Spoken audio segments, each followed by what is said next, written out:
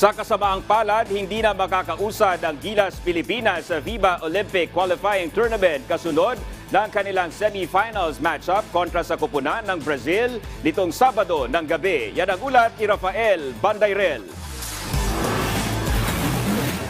Tapos na ang Cinderella story ng Gilas Pilipinas sa FIBA Olympic Qualifying Tournament sa Riga, Latvia.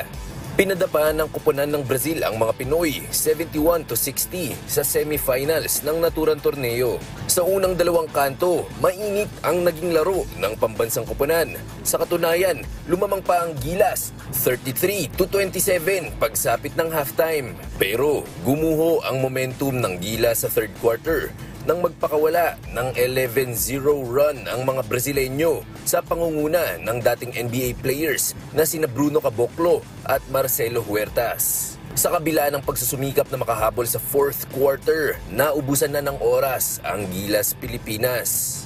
Dahil dyan, dito na nagtatapos ang pangarap ng Gilas na makapasok sa 2024 Paris Olympics. Sabi ni Coach Tim Cone, talagang makirot ang pagkabigong ito. You know, it's funny, we didn't expect to be here, but then when we got here, we expect to win. So it's very painful that we didn't.